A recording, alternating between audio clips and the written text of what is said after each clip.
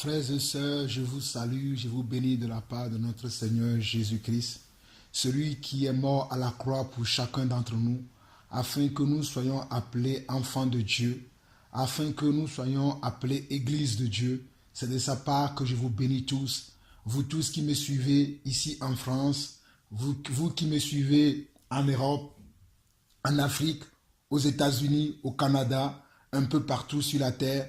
Je vous bénis de la part de notre Seigneur Jésus-Christ, que sa paix et sa joie demeurent dans vos vies, demeurent sur vos familles et persévérons tous ensemble jusqu'à ce qu'il revienne. Frères et sœurs, j'aimerais vous encourager encore aujourd'hui, comme je vous ai promis la dernière fois, que nous allons voir la 6e partie de mon enseignement sur l'appel de Dieu. Et cette fois-ci, nous allons aborder le jugement dans le corps du Christ. Est-ce que dans l'Église, est-ce que nous avons le droit de juger ou pas? C'est ce thème que je vais aborder dans cette 6e partie qui concerne l'appel. Mais avant de rentrer dans l'enseignement, permettez-moi de saluer quelques frères que j'aime bien dans le Seigneur. Je salue l'Église de la Belgique, sans oublier la maman Amélia, la sœur Gertrude, la sœur Ami, la sœur Mireille, et tous les autres, je ne vous oublie pas. Je salue l'église de Lyon. Je n'oublie pas mon frère Stéphane, ma soeur Florence, mon frère Jean-Gilles et tout l'équipe là-bas à Lyon. Je ne vous oublie pas. Que la paix du Seigneur soit avec vous. Vous m'avez beaucoup béni le week-end dernier lorsque j'étais encore avec vous. Vous m'avez beaucoup béni, vous m'avez beaucoup encouragé et j'ai beaucoup aimé votre amour pour le Seigneur, votre simplicité à l'égard du Seigneur. Cela m'a enseigné à moi aussi parce que j'ai appris beaucoup de choses en votre compagnie le week-end dernier et si Dieu le permet, nous nous reverrons très bientôt. Je salue aussi l'église en France, sans oublier tous mes frères dans la foi ici en France. Je n'oublie pas tous mes frères avec qui nous sommes tout le temps en contact. Tout cela que j'ai eu cette semaine, je vous salue tous. Soyez tous bénis de la part du Seigneur. Et je salue vous tous qui nous suivez en Afrique. Je n'oublie pas ceux du Gabon. Ceux du Gabon, vous avez ma salutation. Ceux du Congo, vous avez ma salutation. Ceux de la Côte d'Ivoire, ceux du Bénin, ceux du Togo, ceux de l'Algérie, vous avez mes salutations. Je vous salue tous de la part du Seigneur. Que la paix de Dieu demeure sur vos vies. Que la joie de Dieu demeure dans vos vies et que la communion avec l'Esprit de Dieu soit notre partage. Mes frères et sœurs, que la communion avec l'Esprit de Dieu, parce que Dieu parle encore aujourd'hui au travers de son Esprit. C'est pour cela que nous devons être continuellement en communion avec l'Esprit de Dieu. C'est pour cela que je vous dis que la communion avec l'Esprit de Dieu soit notre partage et non la communion avec la chair. Communion avec l'Esprit de Dieu. Communion avec l'Esprit de Dieu. Que la communion avec l'Esprit de Dieu soit notre partage. Que Yeshua, Amashia, le grand je suis, vous bénisse. Alors, frères et sœurs, nous entamons maintenant la 6e partie de notre enseignement que nous avons commencé depuis un mois et quelques jours déjà, qui porte sur l'appel de Dieu. Dieu nous appelle à devenir enfants de Dieu. Si vous avez suivi les autres séries d'enseignements, je vous ai dit que Dieu nous a appelés pour quelque chose. Je vous ai appris que lorsque Dieu nous appelle, il nous appelle d'abord à devenir enfants de Dieu. Et ce type d'appel se fait en sortant du monde et en embrassant le Seigneur comme notre Seigneur et notre Sauveur par la repentance et le baptême. Lorsque nous nous repentons de nos péchés et que nous recevons le baptême de Dieu, nous devenons enfants de Dieu et nous commençons à recevoir les enseignements selon Dieu pour marcher maintenant selon le cœur de Dieu. Ça, c'est le premier type d'appel. Le deuxième type d'appel maintenant, c'est que Dieu nous appelle à servir dans son église, dans son royaume. Dieu nous appelle à accomplir maintenant quelque chose dans son royaume. C'est cela que nous sommes en train de voir depuis un mois et quelques jours.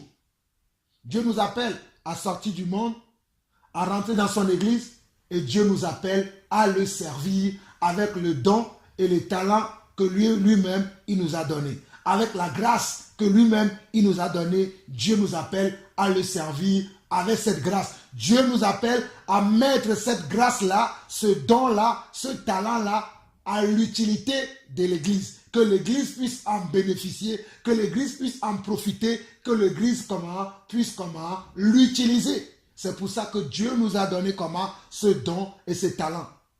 Et comme je vous ai dit, Dieu m'a accordé la grâce d'être parmi les 5 ministères. Dieu m'a accordé la grâce d'être parmi les 5 ministères qu'il a accordés à l'Église afin que nous soyons tous dans l'unité de la foi. Vous savez que Dieu, selon Éphésiens 4, le verset 11, il a appelé les uns comme apôtres, les autres comme pasteurs, les autres comme prophètes, les autres comme évangélistes et docteurs pour le perfectionnement des saints. Pour le perfectionnement des saints. Et moi aussi, Dieu m'a accordé la grâce d'être parmi ces 5 ministères afin que vous soyez perfectionnés et afin que vous soyez affermis. C'est pour cela que je n'aurai jamais du mal à parler de ces choses parce que c'est Dieu qui m'a appelé et c'est Dieu qui m'a donné ce travail. Que certains ne soient contre, que d'autres soient pour, cela ne me fait ni chaud ni froid, mais celui qui m'a appelé, c'est lui qui me dote de la force, qui me dote de la capacité, qui me dote de l'onction pour pouvoir aller faire ce travail. C'est lui qui a permis encore pour qu'aujourd'hui je puisse apporter cette partie de l'enseignement qui va concerner maintenant le jugement dans le corps du Christ, le jugement dans le royaume de Dieu. Devons-nous juger ou pas?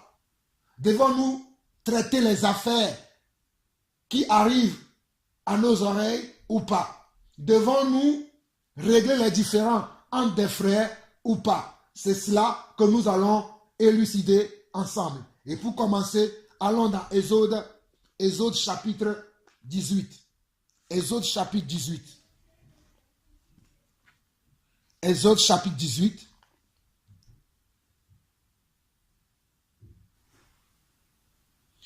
Nous allons lire à partir du verset 12. Nous allons lire à partir du verset 12 et suivez-moi très attentivement. Jéthro, beau-père de Moïse, offrit à Dieu un holocauste et des sacrifices. Aaron et tous les anciens d'Israël vinrent participer au repas avec le beau-père de Moïse en présence de Dieu. Le lendemain, Moïse s'assit pour juger le peuple.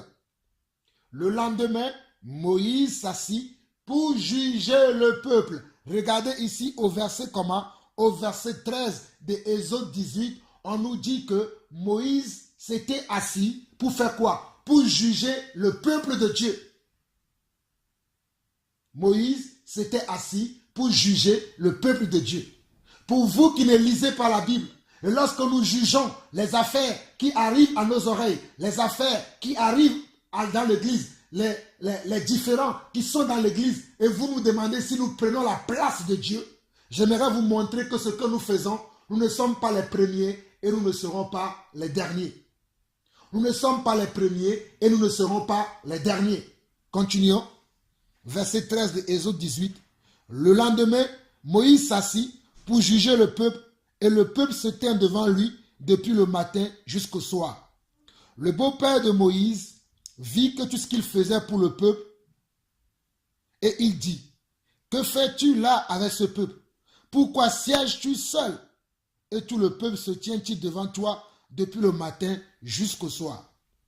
Moïse répondit à son beau-père, c'est que le peuple vient à moi pour consulter Dieu. C'est que le peuple vient à moi pour consulter Dieu. Frères et sœurs, vous qui nous demandez pourquoi nous jugeons, pourquoi nous condamnons, pourquoi nous reprenons, pourquoi nous censurons, sachez que le peuple vient à nous pour consulter Dieu.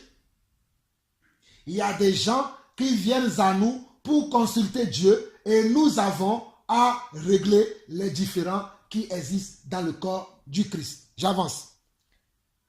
Quand ils ont quelques affaires, ils viennent à moi, je prononce entre eux et je fais connaître les ordonnances de Dieu et ses lois.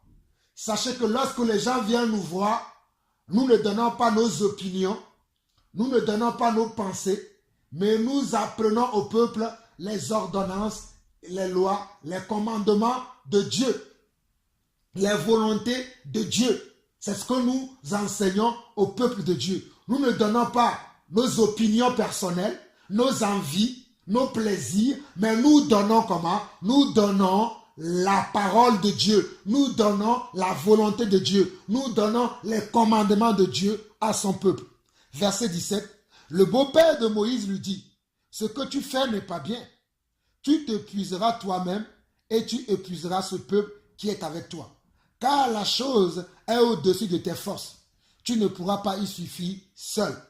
Maintenant, écoute ma voix.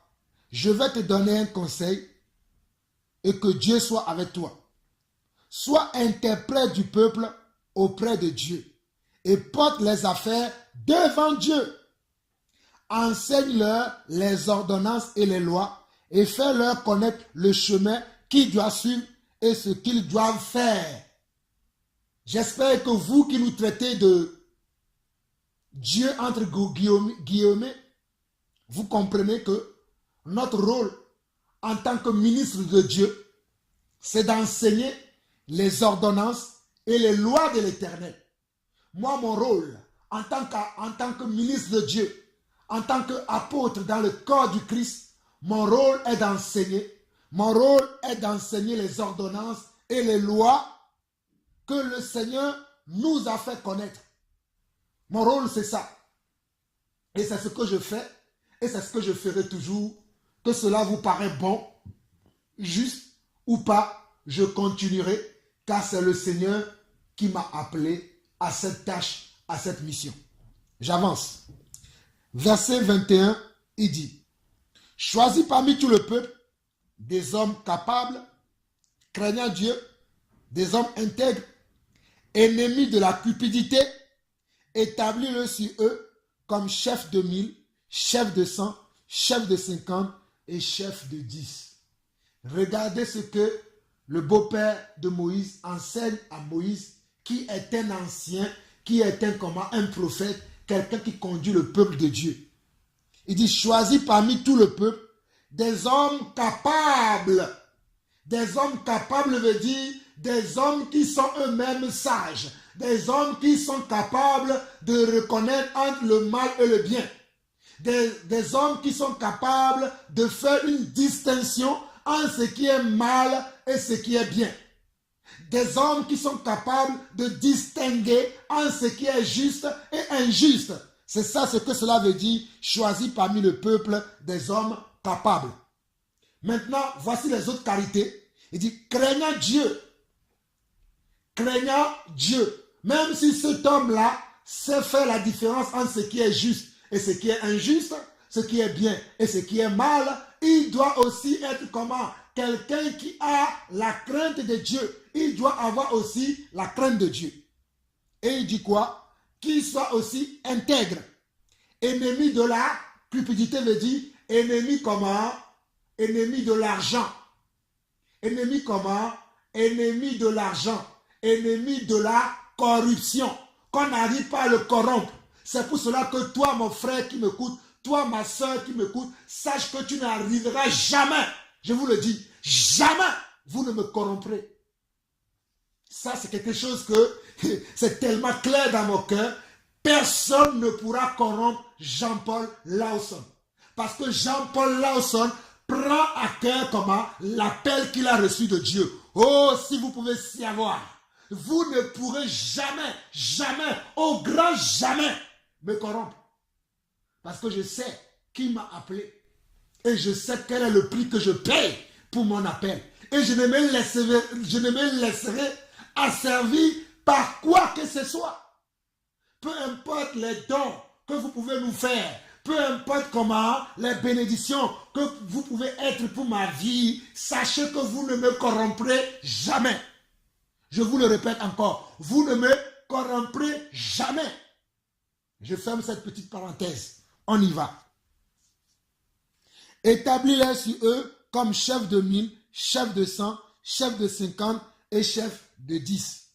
Verset 22, il dit, qu'il juge le peuple en tout temps, qu'il parle devant toi toutes les affaires importantes et qu'ils prononcent eux-mêmes sur les petites causes. Allège ta charge et qu'il la porte avec toi. Si tu fais cela et que Dieu te donne des ordres, tu pourras y suffire et tout ce peuple parviendra heureusement à sa destination. Moïse écouta la voix de son beau-père et fit tout ce qu'il avait dit. Moïse choisit des hommes capables parmi tout Israël et il les établit chefs du peuple, chefs de 1000, chefs de 100, chefs de 50 et chefs de 10. Frères et sœurs, pourquoi ne voulez-vous pas aujourd'hui avoir sur vous des chefs, des conducteurs, des anciens qui vous dirigent? C'est la volonté de Dieu pour vous que vous ayez comment? Des gens qui vous conduisent selon la volonté de Dieu. Cela ne date pas d'aujourd'hui. Car Ecclésiaste nous dira que ce qui a été, c'est ce qui est et c'est ce qui sera. Aujourd'hui, Dieu nous a transféré son autorité afin que nous puissions comment? Régler les affaires, les différends qui existent dans l'Église. Mais à la fin des temps, c'est lui-même qui sera le grand juge qui va juger tout le monde. Mais pour l'instant, il nous a donné cette capacité, il nous a donné cette autorité en tant qu'Église, en tant qu'enfant de Dieu, de mener comment des investigations, de mener comment des enquêtes et juger les affaires qui arrivent à nos oreilles dans l'Église. Mais il y en a des gens dans l'Église qui ne veulent pas qu'on joue ce rôle. Vous n'êtes pas des enfants de Dieu. Vous qui ne voulez pas ça, croyez-moi, vous n'êtes pas des enfants de Dieu, vous êtes des païens. Vous qui ne voulez pas qu'on vous corrige, vous qui ne voulez pas qu'on vous reprimande, vous qui ne voulez pas qu'on vous censure, vous n'êtes pas des enfants de Dieu, vous êtes des païens. Et je vais vous le prouver par la parole de Dieu. Vous êtes des païens, vous n'êtes pas des frères, vous n'êtes pas des sœurs. Mes frères et sœurs, comprenez-moi très bien. Si vous me voyez aujourd'hui, je suis solitaire parce que j'ai fui beaucoup de frères et beaucoup de sœurs qui ne veulent pas qu'on les reprenne, qu'on les corrige. J'ai fui beaucoup de frères et de sœurs comme ça. Quand on ne veut pas la correction, on est un païen pour moi. On n'est pas un frère selon la parole. Ne cherchez pas à vouloir me convaincre, à vous justifier devant moi. Moi, je comprends la parole. Je comprends l'esprit de la parole. Mais je ne veux pas vous comprendre, vous. Je comprends la ligne, la direction que le Seigneur a donnée à l'Église. Je ne suis pas dans les sentiments ni dans les émotions. Dieu a tué mes sentiments il y a quelques années. Si je vis, ce n'est plus Jean-Paul Lawson qui vit, mais sachez-le aujourd'hui, c'est Yeshua HaMashiach qui vit en moi. Vous qui me prenez comme un fou, sachez-le, je suis fou de Dieu. La folie de Dieu est en moi. Oh frère, ma soeur, oh frère, sache que la folie de Dieu est en moi. C'est pour cela que je ne me laisserai asservir par quoi que ce soit. Je ne suis pas dans un secte, je ne suis pas dans une confrérie. Je ne marche pas avec les gens par nationalité. Non, je marche avec les gens selon les principes de royaume de Dieu. Je ne marche pas avec les gens selon les affinités. Je marche avec les gens selon les principes du royaume de Dieu. Sachez-le aujourd'hui que Jean-Paul Lawson marche avec les gens selon les principes du royaume de Dieu. Si je ne vois pas les principes du royaume de Dieu en toi, je te laisserai à côté. Que tu sois grand, que tu sois riche, que tu sois puissant, je te laisserai à côté parce qu'il n'y a pas les principes de Dieu en toi. Il n'y a pas le royaume de Dieu en toi. Je ne pourrai pas marcher avec toi.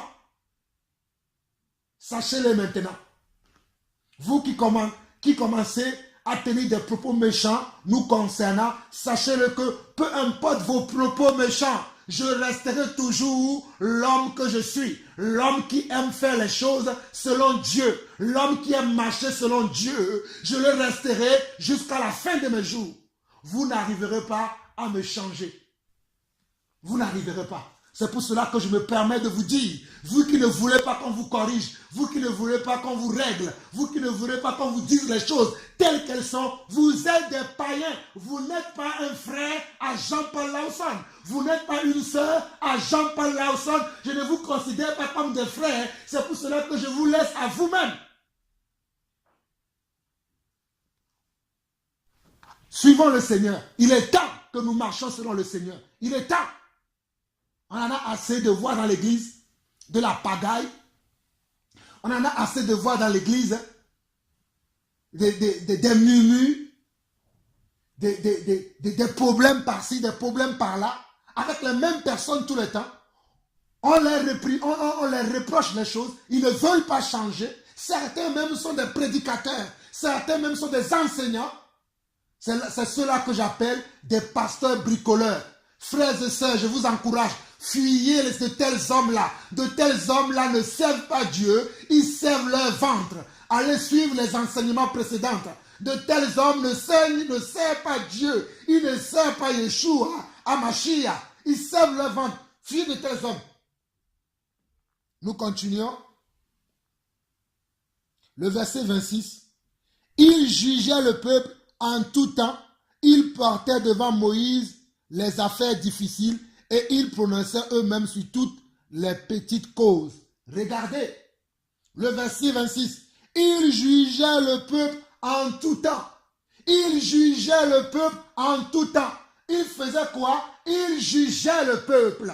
Ils jugeaient le peuple. Ils jugeaient le peuple. Ils jugeaient le peuple en tout temps. En d'autres mots, en toutes circonstances, en d'autres phrases, à chaque fois qu'il y avait un problème, Moïse et les anciens que Moïse avait choisis jugeaient le peuple. Et vous voyez, il y avait des affaires que Moïse ne jugeait pas. Moïse jugeait les affaires qui dépassaient les anciens. C'est pour cela que Dieu a permis que dans l'église, qu'il y a des apôtres, des prophètes, des évangélistes, des pasteurs et des docteurs. Parce qu'il y a des affaires que des frères et sœurs eux-mêmes ne peuvent pas juger. Et ces affaires-là doivent arriver comment? Aux oreilles des anciens. C'est les anciens qui doivent juger ces affaires-là. Comprenez-moi très bien. Il y a des affaires que toi, mon frère, tu ne peux pas régler. Que toi, ma soeur, tu ne peux pas régler. Si tu essaies une fois, tu n'as pas pu réussir, tu as l'obligation d'aller voir un ancien, vos conducteurs, qu'ils soient apôtres, qu'ils soient prophètes, qu'ils soient pasteurs, qu'ils soient docteurs, qu'ils soient évangélistes. Tu dois aller les voir pour dire, mon frère, toi qui es notre enseignant, voici ce que le frère m'a fait.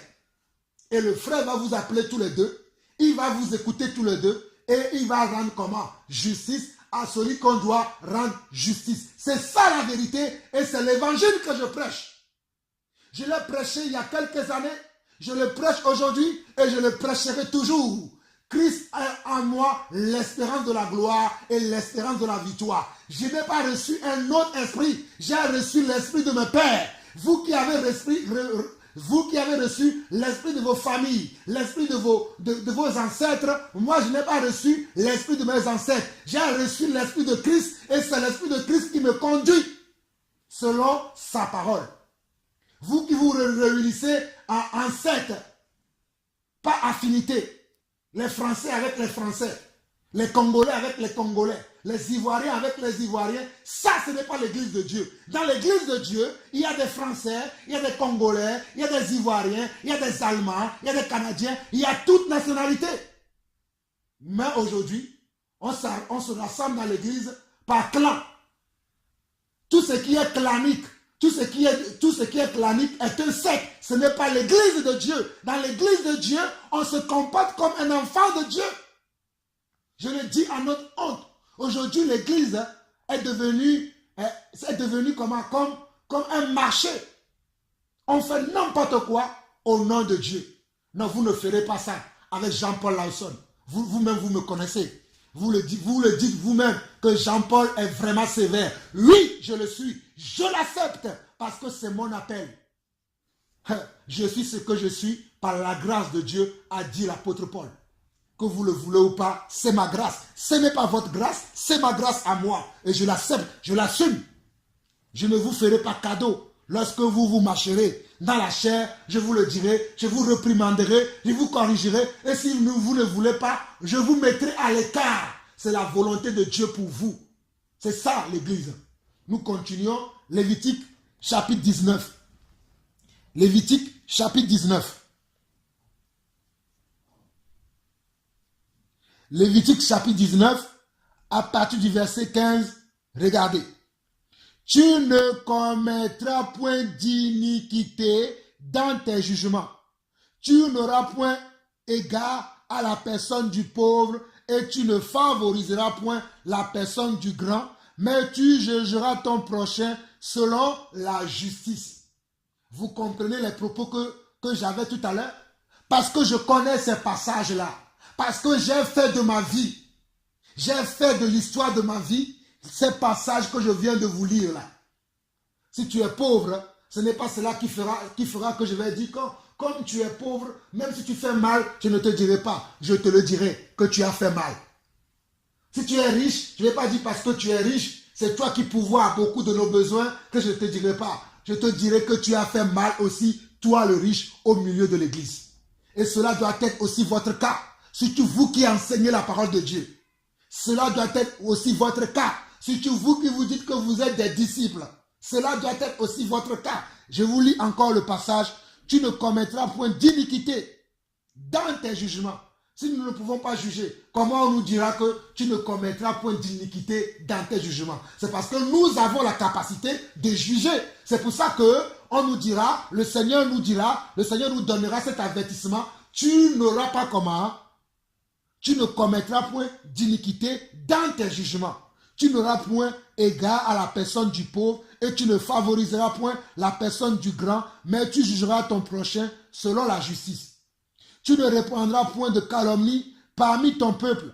Tu ne t'élèveras point contre le sang de ton prochain. Je suis l'Éternel. Tu ne haïras point ton frère dans ton cœur. Tu auras soin de reprendre ton prochain, mais tu ne te chargeras point d'un péché à cause de lui. Regardez bien le verset 17. Tu ne haïras point ton frère dans ton cœur. Tu auras soin de reprendre ton prochain. Pourquoi vous ne voulez pas qu'on vous reprenne? On nous dit que tu auras soin de reprendre comment? Ton prochain. Mais tu ne te chargeras point d'un péché à cause de lui. Pourquoi vous voulez que nous nous associons dans le péché? Moi, je ne comprends pas ça. Je suis choqué en voyant cela. Je ne sais pas pour toi, mon frère, qui m'écoute, pour toi, ma soeur, qui m'écoute, mais moi, je suis outré de vouloir qu'on m'oblige à ce que j'accepte le mal. Et ça, c'est quelque chose que je n'arrive pas à supporter. Je suis allergique à cela. Sachez-le bien. Vous ne pourrez jamais obliger Jean-Paul Lawson à accepter le mal. Car j'ai le cœur de Moïse. J'ai le cœur de Joseph. J'ai le cœur de David. J'ai le cœur d'Abraham, mon père. Je ne pourrai jamais accepter l'injustice. Le mal, je ne pourrai jamais l'accepter. Je l'accepterai jamais. Je suis comme mon père. Je ne pourrai jamais accepter cela. Mon père, c'est Dieu. Dieu n'aime pas le mal, je n'aime pas le mal. Dieu n'aime pas le péché, je n'aime pas le péché. Regardez bien le verset dit quoi? Tu ne haïras point ton frère dans ton cœur. Tu auras soin de reprendre ton prochain, mais tu ne te chargeras point du péché à cause de lui. Aujourd'hui, beaucoup ont beaucoup de péchés sur leur cœur à cause des frères et sœurs. Mes frères, ça, ce n'est pas l'amour de Dieu. Car, selon 1 Corinthiens chapitre 13, le verset 6, la Bible dira quoi? Je vais mettre un doigt ici, et je vais vous lire ça. Vous qui pensez que, oui, l'amour couvre une multitude de péchés, donc on doit tout accepter, je vous le dis, non. Ça, c'est un enseignement qui ne vient pas de Dieu. Dieu voudrait qu'on reprenne les frères qui font mal, qui commettent un péché. Dieu veut qu'on les reprenne afin qu'ils changent. 1 Corinthiens chapitre 13, le verset 6. Il dit quoi? L'amour ne se réjouit point de l'injustice, mais il se réjouit de la vérité. L'amour ne se réjouit point comment de l'injustice, mais il se réjouit de la vérité. Et vous le savez que ce que je dis, c'est ça la vérité. Mais vous ne voulez pas l'admettre. Mais Dieu vous le dira, qu'on vous a toujours enseigné ce qui est de sa volonté. Nous continuons. Nous allons maintenant à Deutéronome 25. Deutéronome 25. Il y a tellement de passages. Je ne vais pas lire tous les passages de l'Ancien Testament, mais il y en a beaucoup qui parlent de jugement. Il y en a beaucoup. Deutéronome 25. Nous allons lire du verset 11 au verset 16. Nous allons lire Deutéronome 25, verset 11 au verset 16. Nous lisons. Lorsque des hommes se querelleront ensemble, l'un envers l'autre, si la femme de l'un s'approche pour délivrer son mari de la main de celui qui le frappe, si elle avance la main et saisit ce dernier par les parties honteuses, tu lui couperas la main, tu ne jetteras sur elle aucun regard de pitié. Tu ne jetteras sur elle aucun regard de pitié. Frère, vous comprenez pourquoi je n'ai pas de pitié pour les frères qui vivent en désordre? Si je sais que tu es un frère selon la foi, tu es une sœur selon la foi, et tu commets un péché, croyez-moi, je n'aurai pas de pitié pour toi. Même si j'ai de la miséricorde pour toi, je vais te reprendre selon le Seigneur, parce que tu n'as pas à commettre des péchés. Tu as commis, il faut que je te reprends, pour que tu comprennes que je te reprends pour ton bien, afin que tu ne tombes pas dans le même péché, afin que ce péché-là te sert d'exemple pour que tu ne vas pas de péché en péché. C'est pour cela que je te reprends. C'est important qu'on reprenne les frères et sœurs. C'est important. C'est un appel que nous avons. Continuons. Verset 13 de Deutéronome 25. Tu n'auras point dans ton sac deux sortes de poids, un gros et un petit. Il y en a des gens dans l'église, les gens avec qui ils sont bien, quand ces personnes-là commettent un péché, ils ne les reprennent pas. Mais ceux-là avec qui ils ne sont pas aussi proches, quand ceux-là ils prêchent, ils vont le reprendre. Donc du coup, c'est quoi? Il y a comment? Il y a de la compromis. Il faut reprendre les gens tels qu'ils sont, qu'on soit proche ou pas, qu'on s'aime comme, je ne sais pas, David et Jonathan, mais si il a commis un péché, je vais le reprendre. Je vais dire, mon frère, il n'était pas permis de commettre de tels péchés. Pourquoi tu as fait ça? Ne fais plus cela. Cela n'est pas bon. Mais comme je le dis, dans l'église, il y a certaines personnes qui vivent une certaine expérience d'affinité, de sentiments, d'émotion, que le frère prêche. L'autre frère ne va jamais le reprendre. La sœur pêche. L'autre frère ou l'autre sœur ne va jamais la reprendre. Non, vous êtes comment? Vous n'êtes pas en train d'aider le frère, vous n'êtes pas en train d'aider la sœur. Nous continuons, verset 14.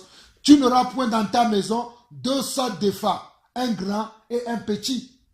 Tu auras un poids exact et juste. Tu auras un effort exact et juste, afin que tes jours se prolongent dans les pays que l'Éternel, ton Dieu, te donne. Car quiconque fait ces choses, quiconque commet une iniquité, est en abomination à l'Éternel, ton Dieu. Mes frères, mes sœurs, sachez que c'est parce que je ne veux pas être en abomination à Dieu que je suis juste dans mes jugements.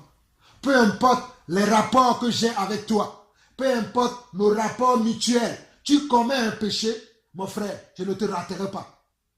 Et j'espère que si moi aussi je commets un péché, vous ne me raterez pas. Mais jugez-moi selon la vérité. Ne me jugez pas selon vos sentiments, selon vos envies, mais jugez-moi selon la vérité. C'est ce que je vous demande. Ne me jugez pas selon vos sentiments parce que vous n'avez pas apprécié que je vous ai repris hier ou bien il y a 2 mois, il y a 2 ans. Vous voulez me le rendre parce que vous avez un dent contre moi. Ça, ce n'est pas la justice de Dieu. Parce que vous n'avez pas aimé, vous n'avez pas apprécié la manière dont je me suis opposé à vos manières de faire, à vos agissements, à vos comportements. Et vous vous êtes dit, tu verras. Et vous attendez, moi, juste, je me suis je me suis oublié un petit peu ou bien même, je ne me suis même pas oublié, j'ai fait quelque chose que tu n'as pas compris, tu commences à me juger. Non, ce n'est pas comme ça. Mes frères, ce n'est pas comme ça. La volonté de Dieu dans le royaume de Dieu, ce n'est pas comme ça. Ce n'est pas comme ça qu'on doit juger. Soyons justes dans nos jugements. Soyons vrais dans nos jugements. Il y a un frère qui dernièrement a fait ce genre de choses. Je voulais parler. Dieu m'a dit ne dis rien. Dieu m'a dit tais-toi, ne dis rien. Laisse le frère. On doit juger. Nos jugements doivent être vrais. Nos jugements doivent être justes. Soyons justes dans nos jugements. N'ayons pas un effort comment? Ayons un effort qui est exact et un effort qui est juste, afin que nos jours se prolongent dans le pays que l'Éternel notre Dieu nous donne. Soyons exacts dans nos jugements. Soyons francs, soyons sincères. N'usons pas de duplicité. N'usons pas de compromis dans nos jugements. Soyons justes, soyons vrais, soyons comment? Soyons sincères. Soyons justes, soyons vrais, soyons sincères dans nos jugements. C'est très important, frères et sœurs. Nous avançons. Nous allons lire un dernier passage dans l'Ancien Testament, Psaume 141, et nous allons aller maintenant voir les autres passages dans le Nouveau Testament, parce qu'il y en a encore qui vont dire, oui, mon frère, tout ce que tu nous dis là, c'est dans le Nouveau, c'est dans l'Ancien Testament. Nous sommes maintenant dans la Nouvelle Alliance. Dans la Nouvelle Alliance, on ne juge plus. Vous vous trompez grave. Vous vous trompez vraiment très grave, parce que ce qui a été, c'est ce qui est et c'est ce qui sera. C'est sur l'ancienne corde qu'on tisse la nouvelle. Ce qui a été, c'est ce qui est et c'est ce qui sera. Je le répète encore. Ce qui a été, c'est ce qui est et c'est ce qui sera. Et j'ai bien fait exprès de commencer par comment? L'ancienne alliance. Afin que vous sachiez que cela ne date pas d'aujourd'hui. Cela a été depuis le commencement.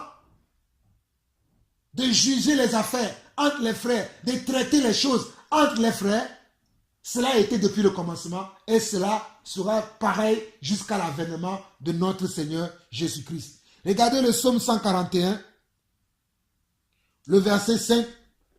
Regardez ce que David nous dit.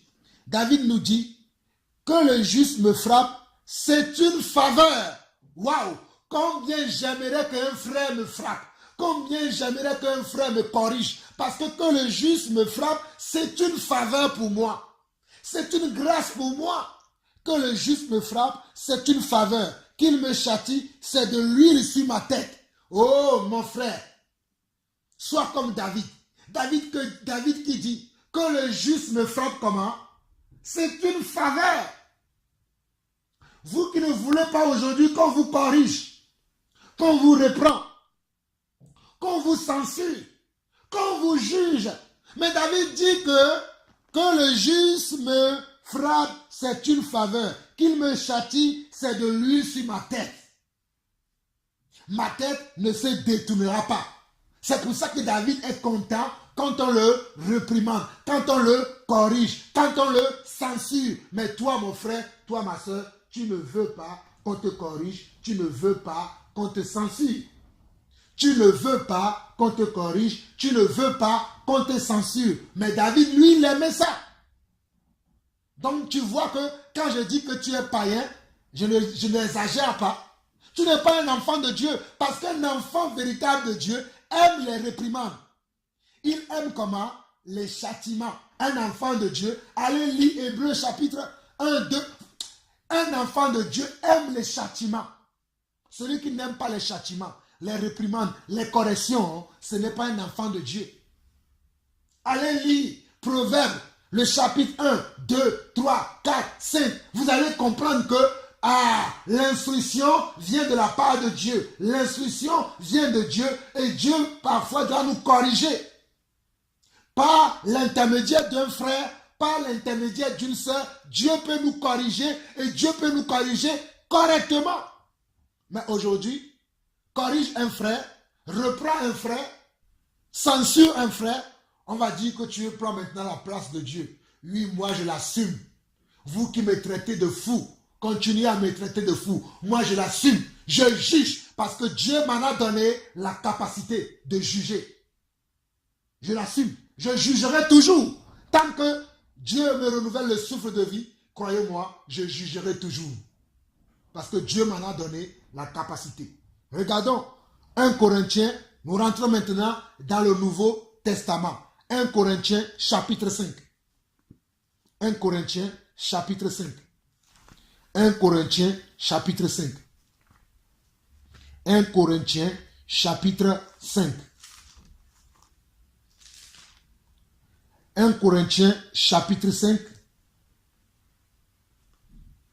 Nous lisons à partir du verset 1. On nous dit, on entend dire généralement qu'il y a parmi vous de la débauche et une débauche telle qu'elle ne se rencontre même pas chez les païens. C'est au point que loin de vous, à la femme de son père.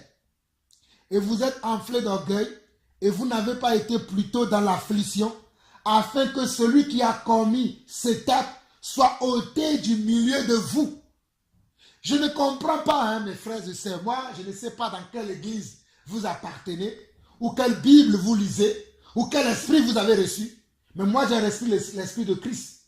Et l'esprit de Christ, m'autorisant à juger, m'autorisant à reprendre, m'autorisant à censurer, je suis choqué, offusqué de voir que certains n'ont pas ce même esprit et ils commencent maintenant à me dire, pourquoi tu juges?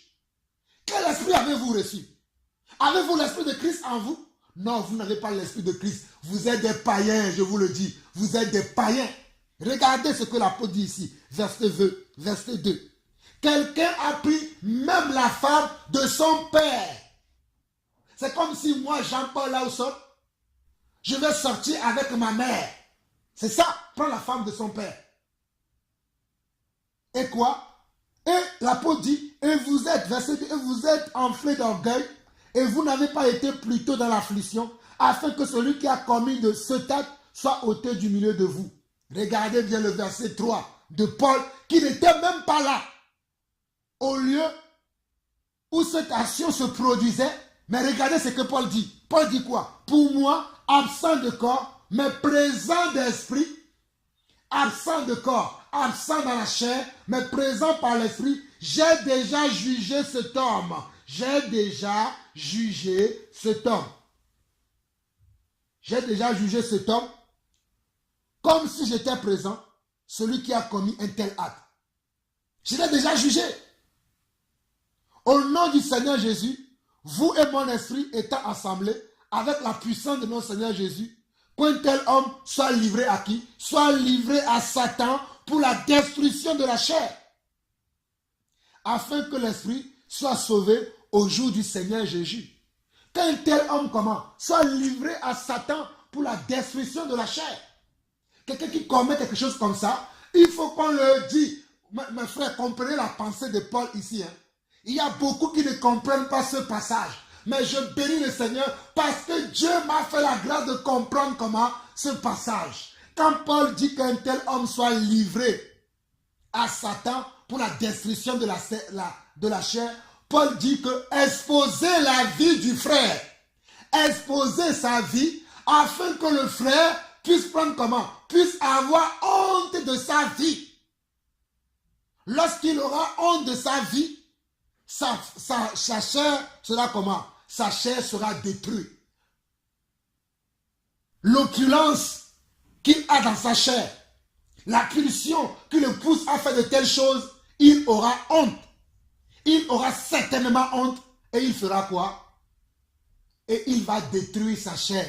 Mais son esprit sera sauvé après. C'est pour ça que Paul va dire, afin que l'esprit soit sauvé au jour du Seigneur Jésus.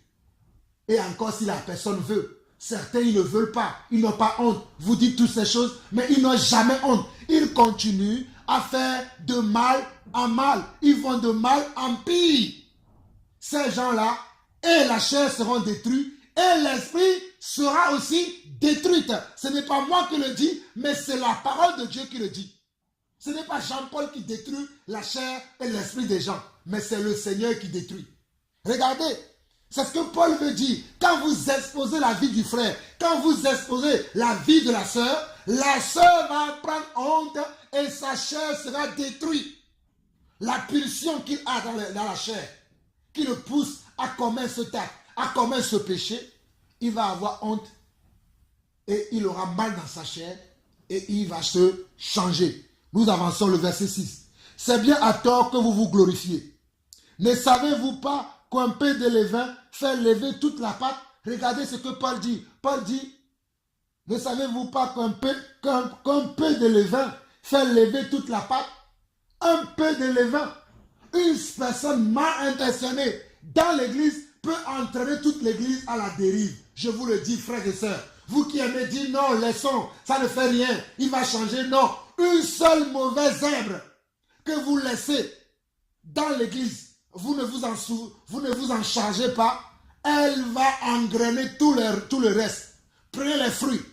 Quand vous achetez un fruit, lorsque un fruit se pourrit et que vous ne l'enlevez pas dans les autres fruits, qu'est-ce que le fruit fait? Il va arriver comment? À pourrir les autres fruits. C'est pareil dans le corps du Christ. Les gens qui ne vivent pas selon les commandements, selon les lois du Seigneur, si nous n'arrivons pas à les reprendre et à les ôter au milieu de nous, c'est toute l'assemblée qui va devenir comment? Une assemblée de péché.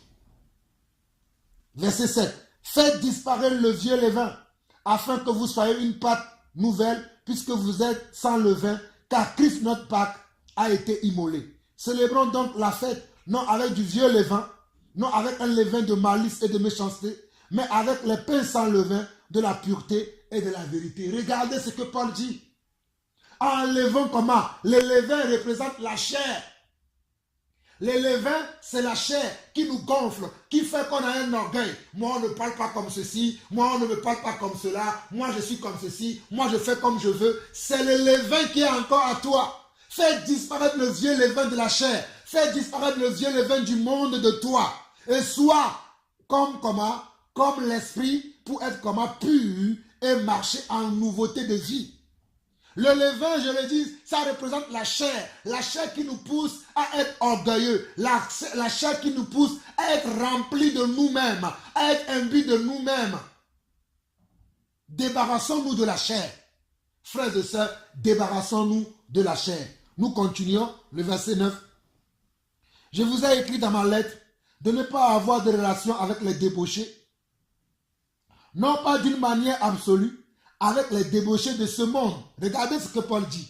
Je vous ai écrit dans ma lettre de ne pas avoir de relation avec les débauchés, non pas d'une manière absolue avec les débauchés de ce monde, ou avec les cupides et les ravisseurs, ou avec les idolâtres. Autrement, il vous faudrait sortir du monde. Maintenant, ce que je vous ai écrit, c'est de ne pas avoir de relation avec quelqu'un qui, se nommant frère, est débauché, ou cupide, ou idolâtre, ou outrageux, ou ivrogne, ou ravisseur, de ne pas manger avec un tel homme. Qu'ai-je en effet à juger ceux du dehors? N'est-ce pas ceux du dedans que vous avez à juger? Vous qui dites qu'on n'a pas à juger. Regardez bien le verset 12. Vous qui jugez le monde, on n'a pas à juger le monde, car le monde n'est pas enfant de Dieu. Mais ceux qui sont enfants de Dieu, nous avons à les juger. Regardez bien ici. Je vous ai écrit dans ma lettre de ne pas avoir de relation avec les débauchés. Il dit non pas d'une manière absolue avec les débauchés de ce monde. Quelqu'un qui ne croit pas en Christ, qui vit dans le monde, qui est débauché, qui est adultère, qui est menteur, qui est fornicateur, qui est voleur, qui est tricheur, nous n'avons pas à le juger parce qu'il est dans le monde. Il n'a pas reçu la régénération de l'esprit. Il n'a pas reçu Christ. Il n'a pas entendu l'appel de Dieu et qu'il a répondu oui. Donc son esprit n'est pas régénéré, n'est pas renouvelé. Il est un athée. Il ne croit pas en Dieu. C'est normal qu'il soit dans ce péché-là. Mais toi qui te dis enfant de Dieu, toi qui te dis chrétien, toi qui te dis disciple, qu'on retrouve encore dans la débauche, qu'on retrouve encore dans le mensonge, qu'on retrouve encore dans la tricherie, qu'on retrouve encore dans la fraude. Qu'est-ce que la Bible dit? Verset 11. Maintenant, ce que je vous ai écrit, c'est de ne pas avoir de relation avec quelqu'un qui se nomme frère, ou débauché, ou cupide, ou idolâtre, ou outrageux, ou ivrogne, ou ravisseur, de ne pas même manger avec un tel homme. Qu'ai-je en effet à juger ceux du dehors? N'est-ce pas ceux du dedans que vous avez à juger? Pour ceux du dehors, Dieu les juge. Ôtez le méchant du milieu de vous. Ôtez le méchant du milieu de vous. Ôtez le méchant du milieu de vous. Église du Seigneur Jésus-Christ. Vous comprenez pourquoi je parle toujours de ces gens qui sont des méchants au milieu de nous. Vous comprenez pourquoi j'expose tout le temps les faux pasteurs, les faux prophètes, les faux envoyés de Dieu, les pasteurs bricoleurs, les frères bricoleurs, les sœurs bricoleurs. Vous comprenez pourquoi je les expose? Parce que c'est mon rôle, c'est mon devoir. Et c'est ton rôle à toi aussi, mon frère qui m'écoute. C'est ton rôle aussi à toi, ma soeur qui m'écoute, d'exposer la vie d'un frère, la vie d'une soeur qui ne vit pas selon le commandement de Dieu. C'est notre devoir. C'est notre devoir. Si vous ne voulez pas le faire, moi je le ferai. Chapitre 6 de 1 Corinthiens, chapitre 6. Regardez ce que Paul dit ici encore dans 1 Corinthiens, chapitre 6. L'un d'entre vous, lorsqu'il est indifférent avec un autre, ose-t-il plaider devant les injustes et non devant les saints? Regardez, lorsqu'on a un différend avec un frère chrétien, avec un frère disciple, au lieu qu'il y ait un frère sensé, rempli de sagesse, pour régler notre différend, on va aller porter plainte à la justice. Regardez, c'est ce que l'apôtre dit ici. Il dit, verset 2, « Ne savez-vous pas que les saints jugeront le monde pour vous qui ne demandez pourquoi nous jugeons? Ne savez-vous pas que c'est nous les saints qui doivent juger le monde? Ne le savez-vous pas? Et si c'est par vous-même que le monde est jugé, êtes-vous indigne de rendre les moindres jugements? Vous êtes indigne de rendre les moindres jugements au milieu de l'assemblée. Au milieu de l'assemblée maintenant, on est comment indigne de rendre un jugement. On ne peut pas reprendre un frère, on ne peut pas reprendre une sœur. On est incapable de le faire parce qu'on n'a pas de sagesse, parce qu'on n'a pas d'intelligence, parce que nous sommes comment? Dans la chair. Nous sommes trop charnels. Nous n'avons pas compris la volonté de Dieu. Nous n'avons pas saisi la pensée de Dieu. Nous sommes là dans les affinités, dans les sectes, dans les rivalités. Et on ne juge pas. On laisse les affaires traîner dans l'église. Ceci n'est pas normal. Verset 3. Ne savez-vous pas que nous jugerons les anges et nous ne jugerons pas à plus forte raison les choses de cette vie? Si donc vous avez des différends pour les choses de cette vie, ce sont les gens dont l'église ne fait aucun cas que vous prenez pour juge. Oh, mon frère, mes frères, je suis outré comme l'apôtre Paul. De voir aujourd'hui que dans l'église, il y a des problèmes, il y a des différends. Au lieu qu'un frère se lève pour régler les différends, on se tait, on me dit non, j'ai tellement parlé, moi je suis fatigué. Mes frères, Jean-Paul Lawson ne se fatiguera pas. Vous allez voir, je vais tellement juger ces derniers temps. Oh, je vais juger et encore. Apportez-moi toutes les affaires. Moi-même je vous dis, ramenez-moi les affaires. Car Dieu m'a donné l'intelligence. Dieu m'a donné la sagesse. Toutes les affaires que vous n'arrivez pas à juger, toutes les affaires que vous n'arrivez pas à régler, amenez-les-moi. Je vais trancher cela, car cela est de la volonté du Seigneur que nous puissions régler les affaires qu'il y a dans l'église. On ne peut pas admettre que nous prions ensemble, nous nous réunissons ensemble, nous disons que nous sommes l'église de Dieu, mais nous avons des différends, mais nous n'arrivons pas à les régler, mais nous continuons à dire que nous prions. Quel Dieu vous priez? Priez-vous le Dieu d'Abraham, d'Isaac et de Jacob? Non, vous ne priez pas ce Dieu. Vous priez Baal. Vous priez les démons. Vous ne priez pas le grand je suis. Parce que si vous priez le grand je suis, vous serez brûlé dans votre conscience. Vous ne priez pas le grand je suis. Moi, je prie le grand je suis. Lorsque j'ai un problème avec un frère, il me dit, tel frère-là, il ne te supporte pas. Le Seigneur me dit, celui-là ne te supporte pas. Parce que tu l'as repris. Il ne veut pas prier avec toi. Parce qu'il n'aime pas ta façon de faire. Dieu me le dit. Pensez-vous que Dieu ne nous parle pas? Mes frères, si vous pouvez savoir tout ce que Dieu me dit. Des fois, j'ai même envie de dire à certaines personnes, tais-toi, tu es en train de me mentir. Mais je l'écoute simplement parce que je me dis, mais il ne sait pas que Dieu me parle, Dieu me révèle son cœur. Ne sait-il pas que Dieu me parle? Verset 5. Je le dis à votre honte. Ainsi, il y a parmi vous Ainsi, il n'y a parmi vous un seul homme sage qui puisse prononcer un jugement entre ses frères. Vous comprenez pourquoi je vous dis que moi je suis ce frère-là? Moi je veux prononcer des jugements. Venez me voir avec toutes les affaires que vous avez. Je prononcerai des jugements.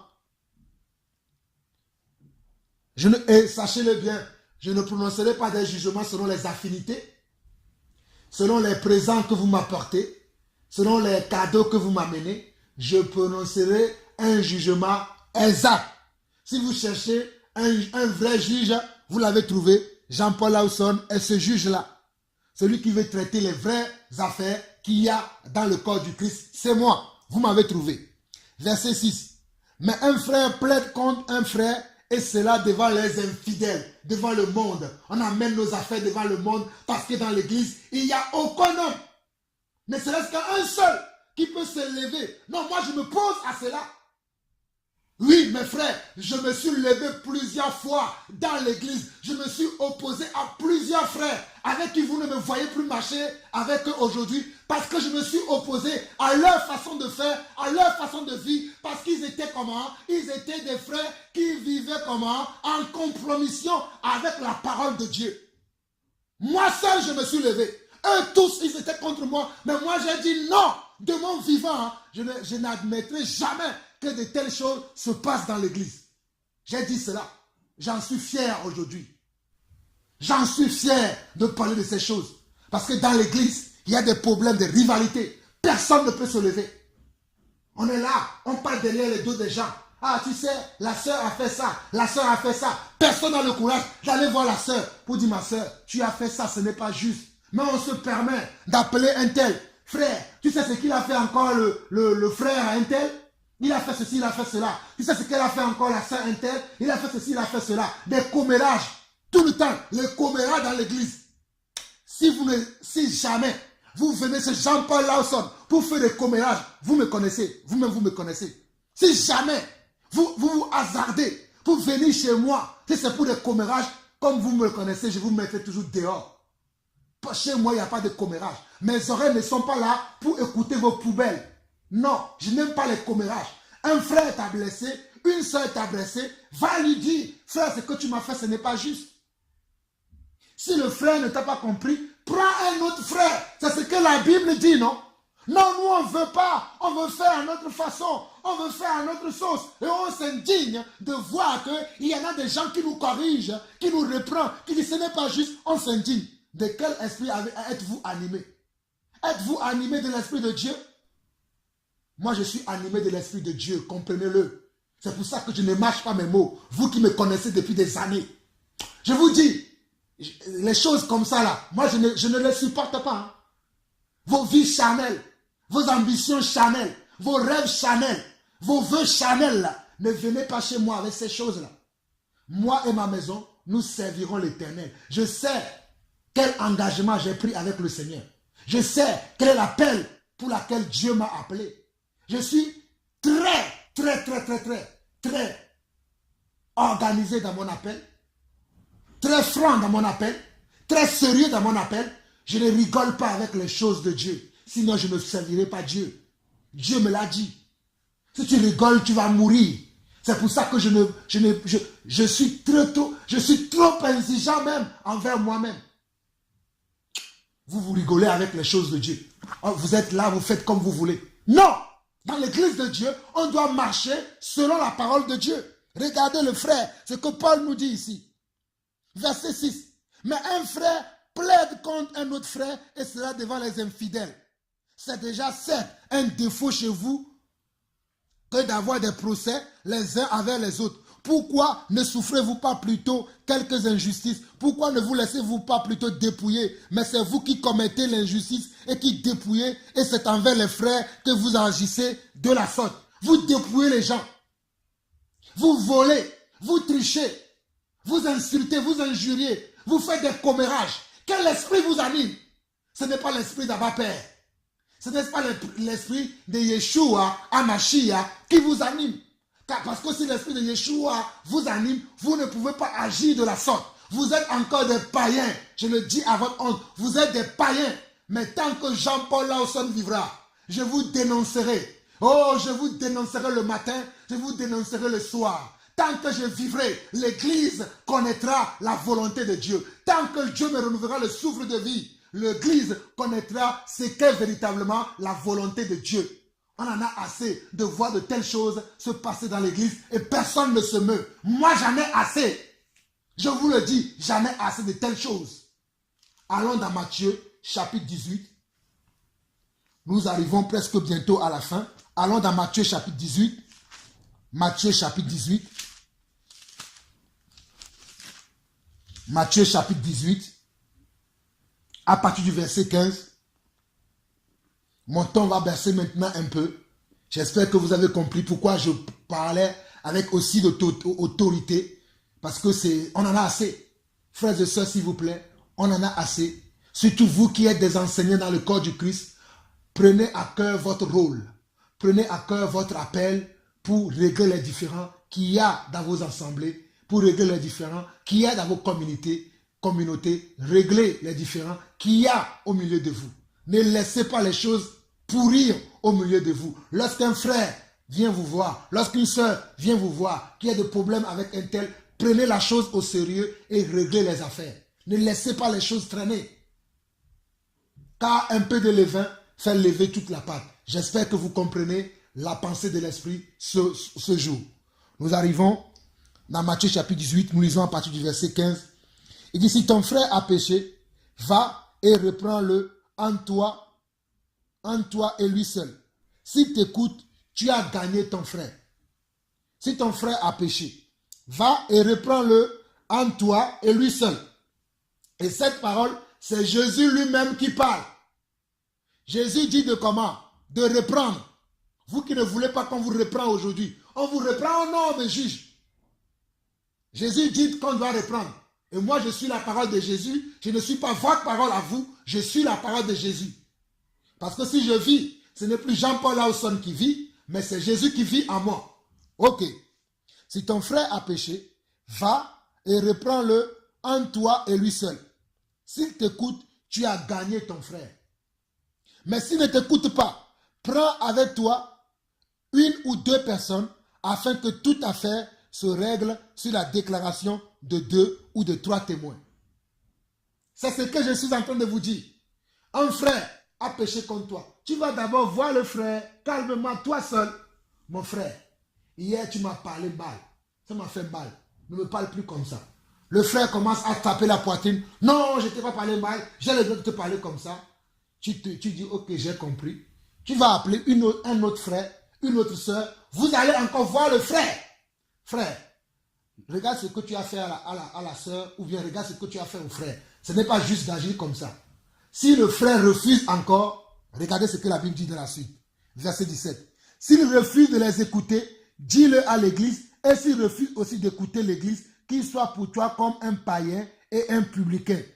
Je vous le dis en vérité, tout ce que vous lierez sur la terre sera lié dans le ciel et tout ce que vous délierez sur la terre sera délié dans le ciel. Regardez, Dieu nous a donné la capacité, l'autorité de pouvoir délier les choses sur la terre et de pouvoir lier aussi les choses sur la terre. Vous vous rendez compte?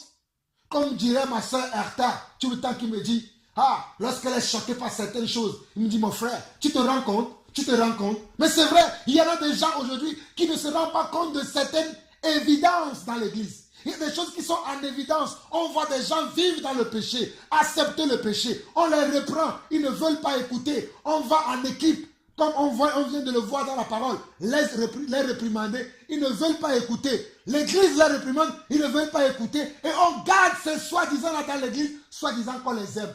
Non, vous ne pratiquez pas la parole de Dieu. Parce que la parole de Dieu dit de voir cette personne-là comment? Comme un païen. Comme quelqu'un qui n'est pas sauvé. Un païen, c'est qui? C'est quelqu'un qui n'est pas sauvé. Donc, un frère qui n'aime pas la réprimande. Comprenez-moi très bien. Vous n'allez pas aller reprendre quelqu'un qui n'a rien commis.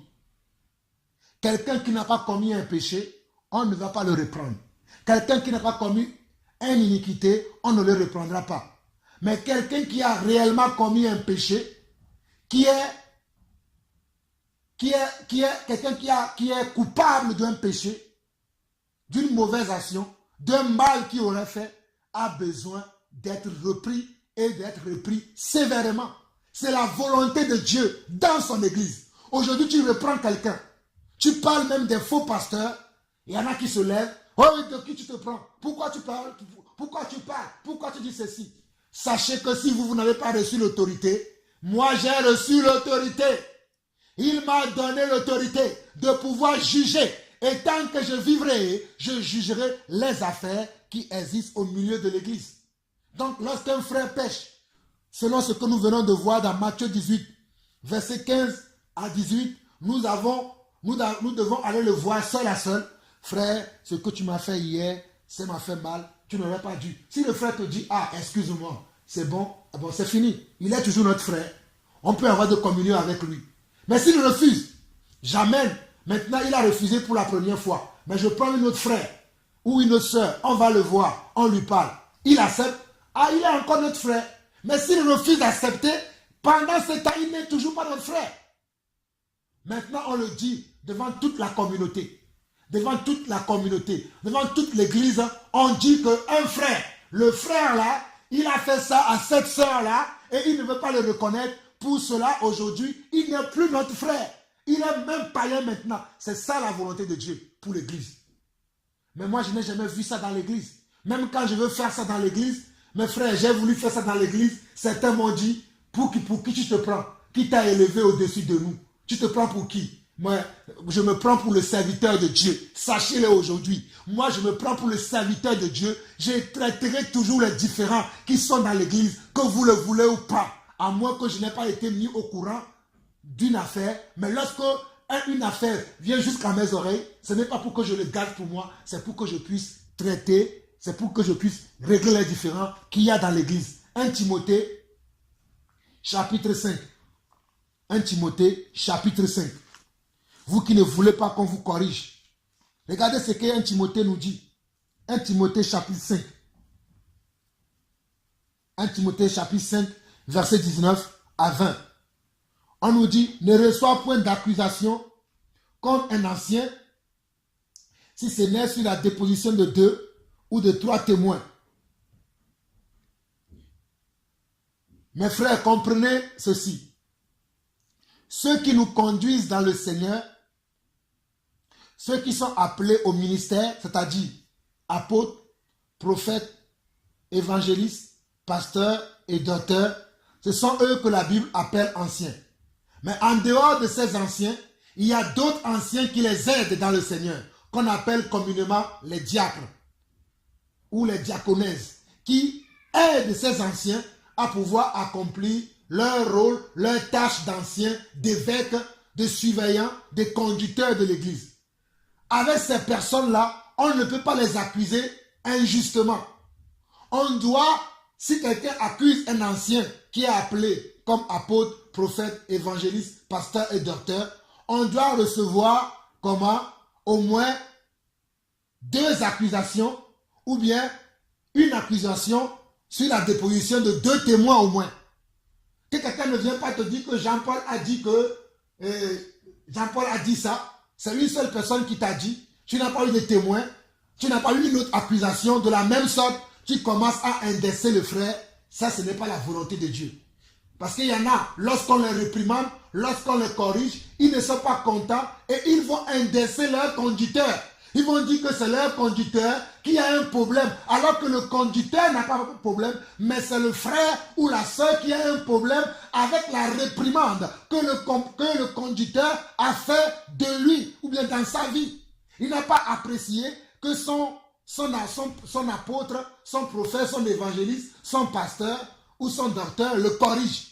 Donc il a un dent contre lui, il commence à dire des faussetés sur lui. Donc faisons attention. C'est vous qui enseignez la parole de Dieu, faites beaucoup attention à ce genre de choses. D'autres personnes vont venir se plaindre devant vous par rapport à un autre frère. Avant de prendre l'accusation, prenez l'accusation de 2 ou de 3 témoins. Moi, toutes les accusations que j'ai eues et que j'ai été sévère avec des frères, c'est parce que j'ai eu plus de 2 ou plus de 3 témoins, ou bien plus de 2 ou de 3 accusations. Ce n'est pas à une seule accusation que je me suis levé et j'ai commencé à parler. J'ai reçu plus de 2 ou de 3 accusations. Je dis bien sûr que j'ai reçu plus de 3 accusations. Je parle maintenant des anciens. C'est comme ça qu'on doit traiter les anciens dans l'église. On ne peut pas porter un jugement contre un ancien si ce n'est pas 2 témoins, 3 témoins. Si c'est une seule personne, tu ne peux pas accuser un ancien. Si c'est une seule personne, non, tu ne pourras pas accuser un ancien. Mais si c'est 2, 3, là tu peux accuser l'ancien. Là je ferme la parenthèse des anciens, des conducteurs, ceux qui conduisent l'église. Maintenant, pour l'église en général, pour les frères et sœurs, regarde ce que l'apôtre dit au verset 20. Ceux qui pêchent, reprends-les devant tous, afin que tous les autres aussi éprouvent de la crainte. Je te conjure devant Dieu, devant Jésus-Christ et devant les anges élus, d'observer ces choses sans prévention et de ne rien faire par faveur. Regardez bien, vous lisez-vous la Bible, frères et sœurs? Vous qui refusez qu'on ne vous corrige pas devant les autres. Moi, je vous corrigerai devant les autres. Parce que c'est là la volonté de Dieu. Regardez, on nous dit que ceux qui pêchent, reprends-les devant tous, afin que les autres aussi éprouvent comment? Éprouvent de la crainte. Ceux qui pêchent, ceux-là qui se disent frères, ceux-là qui se disent sœurs, ceux-là qui se disent chrétiens, ceux-là qui se disent disciples, mais qui pêchent, nous devons les reprendre devant l'église, devant les autres frères et sœurs, afin que quoi? Afin que les autres éprouvent comment? De la crainte. Et il continue. Je te conjure devant Dieu, devant Jésus-Christ et devant les anges élus, d'observer ces choses sans prévention et de ne rien faire par faveur. Vous comprenez pourquoi je ne fais pas de faveur, même avec les frères avec qui j'ai marché, même avec les frères avec qui j'ai enseigné. Non, non, non, non, pas de favoritisme. Que tu sois un enseignant de la parole ou pas, tu as péché, je vais te reprendre. Je n'ai pas dit parce que tu es un enseignant de la parole, je vais user de preuves. Non, tu as péché, je te reprends. Parce que je suis juste dans mon jugement. Je suis juste dans comment? Dans mon châtiment, je suis comment? Juste. Donc vous voyez, nous devons juger, nous devons régler les affaires. Je continue vite fait. Je continue. 2 Timothée chapitre 3, nous allons continuer. 2 Timothée chapitre 3, regardez 2 Timothée chapitre 3, il dit quoi? 2 Timothée chapitre 3, verset 16. On nous dit, toute écriture est inspirée de Dieu et utile pour enseigner, pour convaincre, pour corriger, pour instruire dans la justice, afin que l'homme de Dieu soit accompli et propre à toute bonne œuvre. Toute écriture est inspirée de Dieu et utile pour enseigner. L'écriture nous permet d'enseigner, mais l'écriture nous permet aussi de comment? De convaincre les gens. Je suis là en train de vous convaincre que vous devez faire ces choses-là dans vos églises, dans vos assemblées, dans vos maisons. C'est ce que vous devez faire. Je cherche à vous convaincre. Pour l'écriture est là aussi comment? Pour corriger. Il y a quelqu'un qui vit dans le mensonge, on doit le corriger, on doit le reprendre. L'écriture est écrite pour ça, pour corriger, pour instruire. Je suis là aussi pour vous instruire au travers de quoi? Au travers de l'écriture, au travers de mes expériences dans l'église, je vous instruis dans la justice afin que l'homme de Dieu soit accompli et bonne à toute bonne œuvre. C'est normal qu'on parle de ces choses. C'est normal qu'on parle de ces choses. Regardez 2 Timothée à côté directement. 2 Timothée chapitre 4, le verset 14. 2 Timothée chapitre 4, le verset 14. Paul dit quoi? Il dit, Alexandre le forgeron m'a fait beaucoup de mal. Le Seigneur lui rendra selon ses œuvres. Garde-toi aussi de lui, car il s'est fortement opposé à nos paroles. Regardez, aujourd'hui, lorsque quelqu'un s'oppose à nos paroles, les frères ne veulent pas qu'on en parle. Moi, il y a un frère qui s'est opposé à mon enseignement derrière moi. Lorsque j'étais en Belgique, j'ai averti les frères. qui pouvaient être en contact avec ce frère, je les ai avertis que attention à ce frère, il ne nous reçoit pas comme le Seigneur voudrait qu'on nous reçoive en tant que tes envoyés, en tant que ses conducteurs de l'église. Ce frère-là ne veut pas nous recevoir. Je l'ai envoyé à tous les frères. Parce que mon rôle est de dire cela. Après, si les autres frères veulent outrepasser la volonté de Dieu et faire autre chose, moi je suis comment? Je suis libre, je suis pur de leur sang. Dieu saura que je les ai avertis, que nous avons au milieu de nous un frère qui ne marche pas selon la doctrine de Christ. Regardez, Paul dit, Alexandre le forgeron m'a fait beaucoup de mal. Le Seigneur lui rendra selon ses œuvres. Garde-toi aussi de lui, car il s'est fortement opposé à nos paroles. Il s'est fortement opposé à nos paroles. Donc, les gens qui s'opposent à la volonté de Dieu, on doit les exposer, on doit prévenir les frères de faire attention à ceux-là qui s'opposent à nos paroles, qui s'opposent à la saine doctrine, qui s'opposent à la volonté de Dieu. On doit les exposer, on ne doit pas les cacher. Comme vous dites, l'amour couvre une multitude de péchés. Non, on doit les exposer. Nous allons partager un autre passage aussi qui parle de la même chose dans 1 Timothée chapitre 1. Maintenant, 1 Timothée chapitre 1, le verset 18 à 20. 1 Timothée chapitre 1, le verset 18 à 20. L'apôtre Paul dit ceci. La recommandation que je t'adresse, Timothée, mon enfant, selon les prophéties faites précédemment à ton sujet, c'est que d'après elles, tu combattes le bon combat. Mes frères, je ne sais pas si vous combattez le bon combat, mais moi je veux combattre le bon combat de la foi. Pas un combat charnel, pas un combat par affinité, pas un combat de nationalité, parce que je n'ai pas de nationalité, je suis céleste, je viens du ciel, je n'ai pas de nationalité, je suis maintenant céleste, même si je suis togolais et français, ces nationalités ne me servent à rien, je suis maintenant du ciel. Donc je combats un combat du ciel, et dans le combat du ciel, voici ce que je dois faire. Il dit quoi? Il dit, la recommandation que je t'adresse, Timothée, mon enfant, selon les prophéties faites précédemment à ton sujet, c'est que d'après elles, tu combats le bon combat en gardant la foi, une bonne conscience. Cette conscience, quelques-uns l'ont perdue et ils ont fait naufrage par rapport à la foi. De ce nombre sont Hyménée et Alexandre que j'avais livrés à Satan afin qu'ils apprennent à ne pas blasphémer.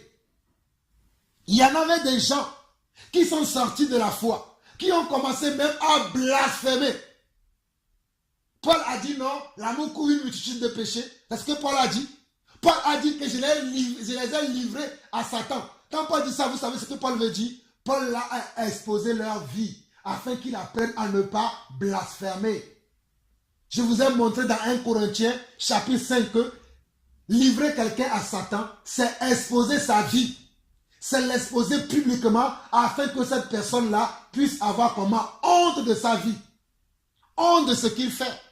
C'est ça, livrer quelqu'un à Satan. Nous arrivons maintenant dans 2 Timothée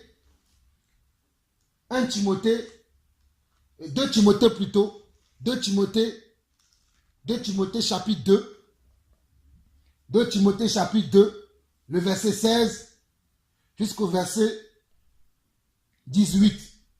2 Timothée chapitre 2, le verset 16 jusqu'au verset 18. Nous sommes toujours, est-ce que nous pouvons juger ou pas? Vous-même, vous choisirez votre position à la fin de cet enseignement parce qu'il nous reste encore 10 minutes d'enseignement et vous-même vous prendrez votre position. Mais ma position elle est déjà connue, je vous le dis tout le temps, vous me connaissez, moi ma position elle est déjà connue et je resterai toujours dans ma position. Maintenant, regardez ce que Paul dit encore à Timothée. Évite les discours vains et profanes, car ceux qui les tiennent avanceront toujours dans l'impiété.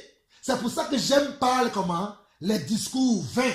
On est là à discourir, à parler. Je n'aime pas les discours. Moi, j'aime les actions. Il faut qu'on fasse des actions. Parler pour parler, non. Je veux des actions concrètes, des actions directes. Voilà. Jean-Paul est un homme d'action. Jean-Paul est un homme d'action. Même si je parle, j'agis. Voilà. Évite les discours vains et profanes, car ceux qui les tiennent avanceront toujours plus dans l'impiété.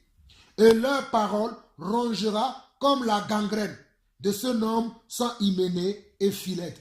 De ce nom sont Hyménée et Philette, qui se sont détournés de la vérité, disant que la résurrection est déjà arrivée et qui renverse la foi de quelques-uns.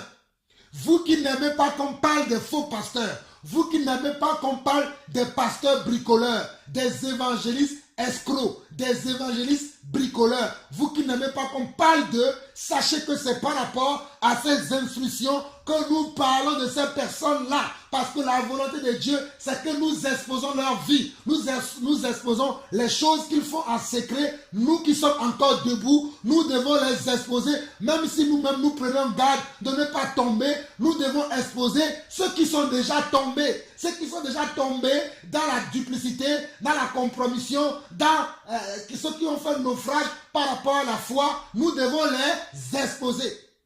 Si vous ne voulez pas le faire, moi je le ferai tant que Dieu me donnera le souffle de vie, parce que ceci est la volonté de Dieu. Regardez bien. 2 Timothée 2, versets 16 à 18. Évite les discours vains et profanes, car ceux qui les tiennent avanceront toujours plus dans l'impiété, et leur parole rongera comme la gangrène. De ce nom sont Hyménée et Philette, qui se sont détournés de la vérité, disant que la résurrection est déjà arrivée, et qui renversent la foi de quelques-uns.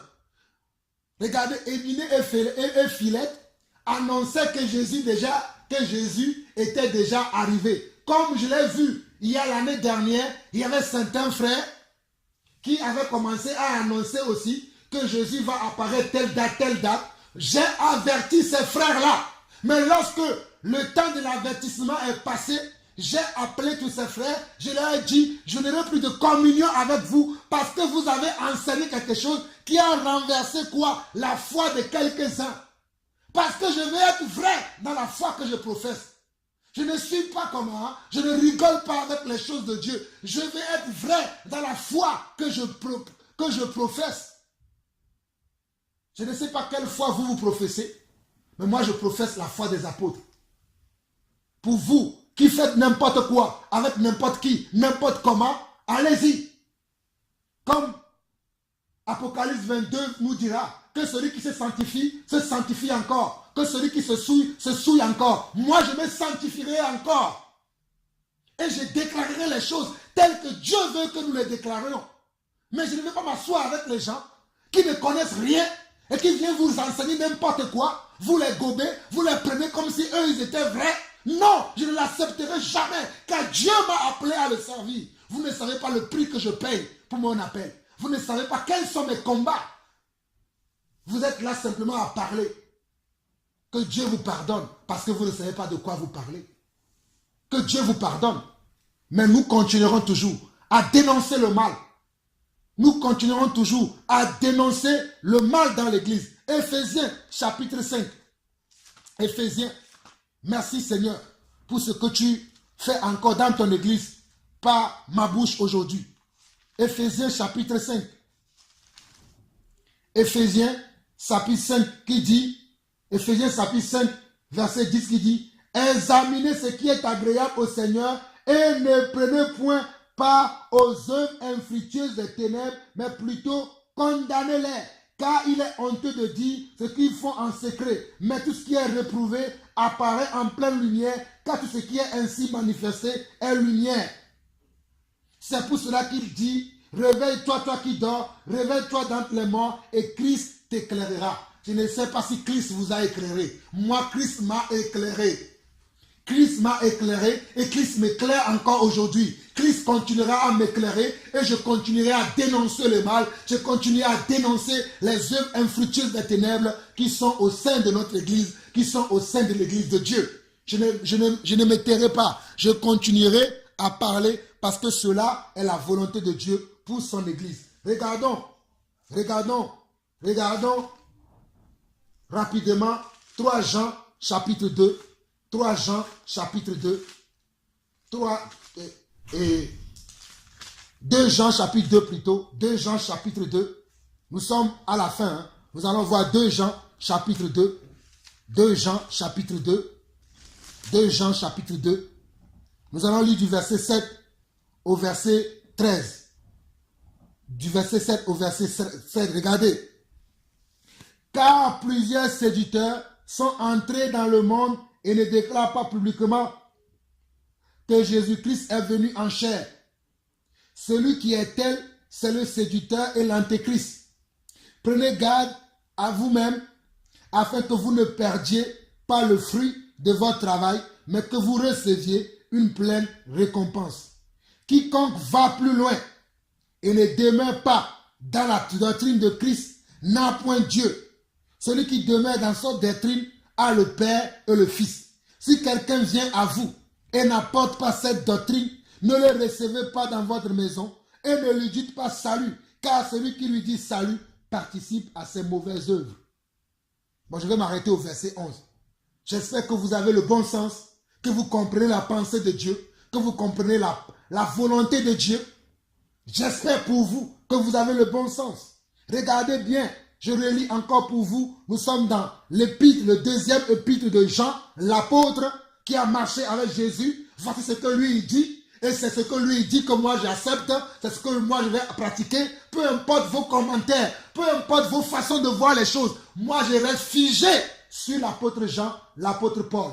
Je reste figé sur ces personnes-là. Parce que c'est eux qui ont la vérité. Vous n'avez pas la vérité. C'est eux qui ont la vérité. Regardez ce que ces hommes disent. Nous sommes dans 2 Jean et nous lisons du verset 7 au verset 11. Car plusieurs séducteurs sont entrés dans le monde et ne déclarent pas publiquement que Jésus-Christ est venu en chair. Celui qui est tel, c'est le séducteur et l'antéchrist. Prenez garde à vous-même afin que vous ne perdiez pas le fruit de votre travail, mais que vous receviez une pleine récompense. Quiconque va plus loin et ne demeure pas dans la doctrine de Christ n'a point Dieu. Celui qui demeure dans cette doctrine a le Père et le Fils. Si quelqu'un vient à vous et n'apporte pas cette doctrine, ne le recevez pas dans votre maison et ne le dites pas salut, car celui qui lui dit salut participe à ses mauvaises œuvres. Celui qui dit salut à de tels hommes fait quoi? Participe aux mauvaises œuvres. Donc vous comprenez ma rigueur dans ces choses. On ne rigole pas avec les choses de Dieu. 3 Jean, juste le passage à côté, tournez juste la page et vous allez tomber sur 3 Jean. 3 Jean. Nous lisons 3 Jean. 3 Jean, nous lisons le verset 9 au verset 12. Nous lisons le verset 9 au verset 12. On dit, j'ai écrit quelques mots à l'église, mais Diotrephe, qui aime à être le premier parmi eux, ne nous reçoit point. Diotrephe, il y en a beaucoup qui ont aujourd'hui l'esprit de Diotrephe. Mais Diotrephe, qui aime à être le premier parmi eux, ne nous reçoit point. C'est pourquoi, si je vais, je rappellerai les actes qu'il commet. Est-ce que l'apôtre dit ici que si je vais dans l'église, je vais cacher les actes que Diotrephe commet? C'est ce qu'il a dit. Il a dit, je rappellerai les actes qu'il commet en tenant compte, nous, de méchants propos. Non content de cela, il ne reçoit pas les frères et ceux qui voudraient le faire, il les empêche et les chasse de l'église. C'est la même chose que nous vivons aujourd'hui. Il y a des gens qui ne reçoivent pas nos messages, ils ne reçoivent pas notre évangile, l'évangile de Jésus-Christ crucifié, scandale pour les juifs et pour les païens, ils ne reçoivent pas cet évangile-là. Et ils vont créer des troubles afin que vous ne recevez pas l'évangile que nous vous annonçons. Mais vous devez être sage pour savoir qui vous devez suivre. Est-ce que vous devez nous suivre ou bien suivre ces faux pasteurs, ces pasteurs bricoleurs, ces méchants serviteurs de Dieu? Si c'est eux que vous devez suivre ou si c'est nous, jugez en vous-même. Jugez en vous-même qui vous devez suivre. Moi, j'ai fait la part des choses. J'ai décidé de suivre les apôtres. J'ai décidé d'imiter les apôtres, mais je n'imiterai pas les hommes de ce monde, car les hommes de ce monde sont ennemis de la croix de Dieu. Je le dis, c'est vrai, c'est la vérité. Verset 10, c'est pourquoi, si je vais, je rappellerai les actes qu'il commet, en tenant compte, nous, de méchants propos, non content de cela, il ne reçoit pas les frères, et ceux qui voudraient le faire, il les en empêche et les chasse de l'église. Bien-aimés, n'imite pas le mal, mais le bien. Celui qui pratique le bien est de Dieu. Celui qui fait le mal n'a point vu Dieu. Regardez, on nous dit bien-aimé, n'imite pas le mal. Quand tu marches avec un homme qui fait le mal, qui pratique le mal, tôt ou tard, que tu le veuilles ou pas, tu seras impacté par son mal et tu feras le mal. C'est pour cela que, par la sagesse de Dieu, la Bible nous dit dans 1 Corinthiens chapitre 5, le verset 13, 1 Corinthiens chapitre 5, la Bible dit, ôtez le méchant du milieu de vous. Ôtez les méchants qui sont dans les églises, ôtons-les au milieu de nous. Séparons-nous des méchants. On ne peut pas vivre avec les méchants au milieu de nous. Nous n'en pouvons pas. Si vous pouvez, moi Jean-Paul, je n'en peux pas parce que je le vois dans la parole. On m'a dit de faire comment? De mettre le méchant à part. Bien-aimé, n'imite pas le mal, mais le bien. Celui qui pratique le bien est de Dieu. Celui qui fait le mal n'a point vu Dieu. Je vous ai montré, selon Matthieu chapitre 18, le verset 15 à 18, que celui qui n'aime pas la réprimande, celui qui pratique le mal et qui n'accepte pas la correction, n'a pas vu Dieu. Vous voyez où je l'ai trouvé? Je l'ai trouvé dans la parole. Ce sont des païens. Regardez encore. Gardez ces versets en tête. 3 Jean, le verset 11. 3 Jean, le verset 11. Celui qui fait le mal n'a point vu Dieu. Il fait le mal, on le reprend, on le corrige. Il ne veut pas accepter, il n'a pas vu Dieu. C'est un païen. Je finis dans 2 Thessaloniciens, le dernier passage qu'on va voir. 2 Thessaloniciens,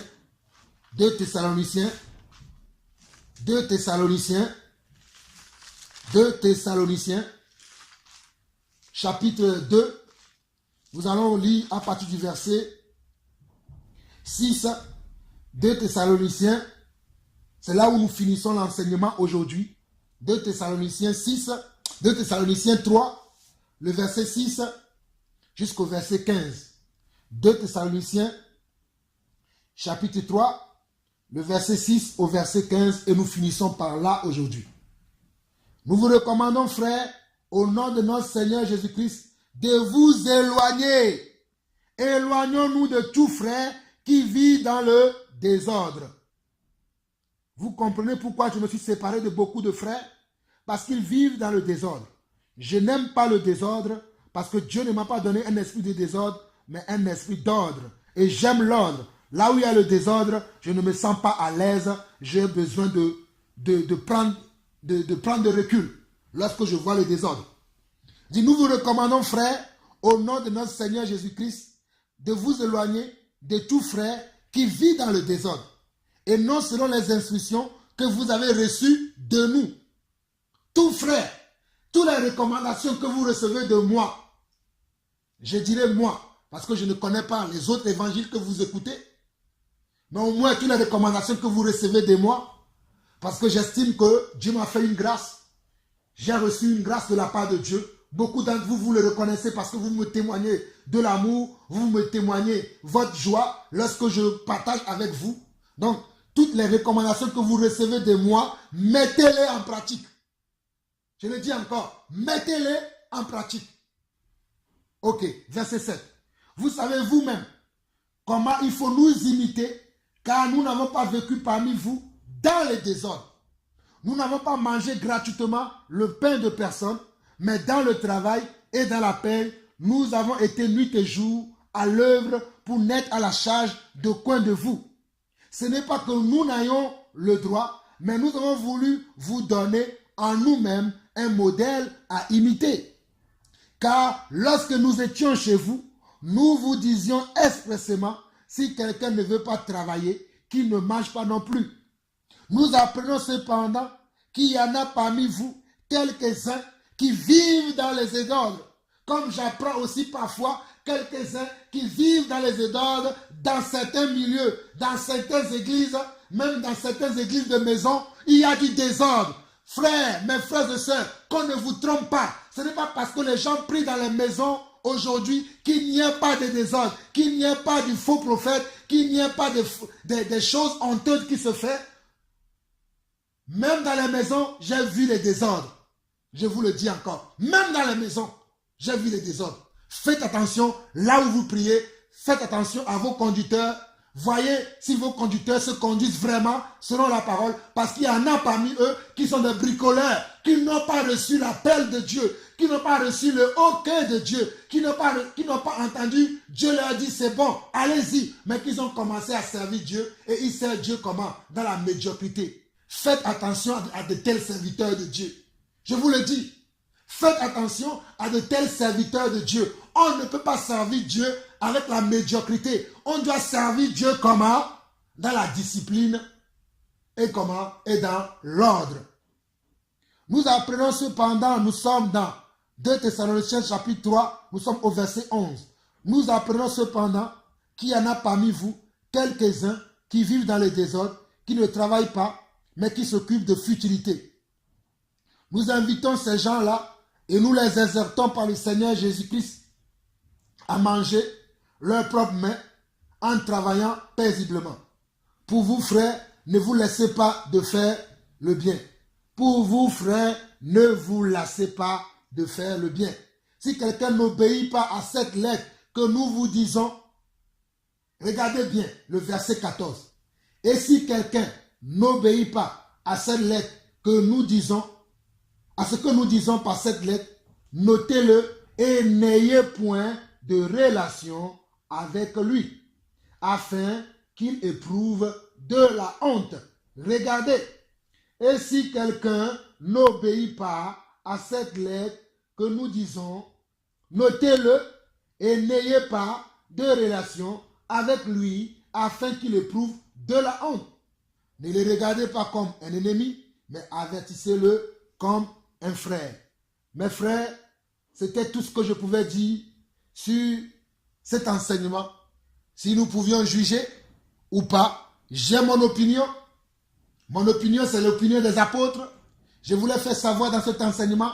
J'espère que vous aussi, au travers de ces quelques passages que nous avons vus, au travers de cet enseignement, de cet encouragement, de cette exhortation aussi, de cette correction, cette réprimande, cette censure, que beaucoup d'entre vous, vous allez vous comporter maintenant comme cela se doit dans l'église de Dieu, qui est la colonne et l'appui de la vérité. Shalom à vous tous, que la paix de Dieu soit avec vous. J'ajouterai simplement une vidéo qui m'a été envoyée dernièrement par un frère qui m'a beaucoup béni, une vidéo qui doit faire 5 minutes de la pratique, de la mise en pratique de cet enseignement. Vous-même, vous le visionnerez et vous comprendrez. Et dans cette vidéo, le langage est fait en lingala, mais si vous voyez les images, avec l'aide du Saint-Esprit, vous comprendrez que ce qui s'est passé dans cette assemblée-là. Que la paix de Jésus soit avec chacun d'entre vous. À très très bientôt, si Dieu permet que nous puissions nous revoir pour un autre passage. À très très bientôt. Bye bye. Shalom, shalom et shalom.